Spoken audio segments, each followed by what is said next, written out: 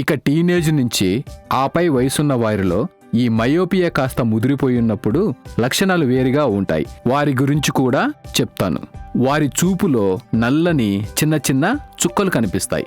Floaters అంటే చూపులో లేనిది ఏదో తిరుగుతున్నట్లుగా ఊగుతున్నట్లుగా కనిపిస్తుంది. ఇంకా లైట్ ఫ్లాష్ అంటే చూపు ఇరువైపులా మెరుపులా కనిపించడం. ఇలా కనిపిస్తే అది రెటీనా సమస్య మొదలవుతున్నదని చెప్పే ఇండికేషన్ అనుకోవాలి. అలాగే వీరికి మధ్యచూపు మసకగా కనిపించడం, నేరుగా ఉండే గీతలు వంకరగా కనిపించినట్లయితే రెటీనాలోని మ్యాక్యులా దెబ్బతింటుందని తెలుసుకోవాలి. చూపులో అంతా చీకటిగా అనిపించడం, వస్తువు గాని మరేదైనా గాని ఒక కర్టెన్లో ఊగుతున్నట్లుగా కనిపిస్తే రెటీనా బలహీనపడుతుందని, అది విడిపోయే ప్రమాదం ఉందని గ్రహించాలి. కళ్ళజోడు మార్చిన తర్వాత కూడా కంటి చూపు మెరుగుపడకపోగా సమస్య మరింత ఎక్కువ అవుతుంది.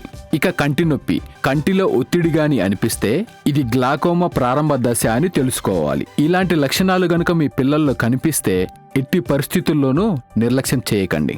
ఒకవేళ మీరు కళ్ళజోడు వాడుతున్నట్లు అయితే మీరు కూడా జాగ్రత్తగా ఉండండి. చాలా మంది తల్లిదండ్రులు పిల్లలకు కళ్ళజోడు మారుస్తుండటంతో బాధ్యత తీరిందని అనుకుంటారు. అలా నిర్లక్ష్యం చేయకుండా పిల్లలకు, అలాగే మీరు కూడా ప్రతి 6 నెలలకు ఒకసారి రెటీనా చెకప్ చేయించుకోవాలి.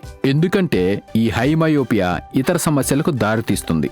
అవి ఏంటంటే కొరాయిడల్ నియోవాస్కులరైజేషన్ అంటే అనారోగ్యకరమైన నాళాలు కంటిలో ఉత్పత్తి కావటం, retinal whole, retinal tears, glaucoma, retinal detachment and myopic degeneration.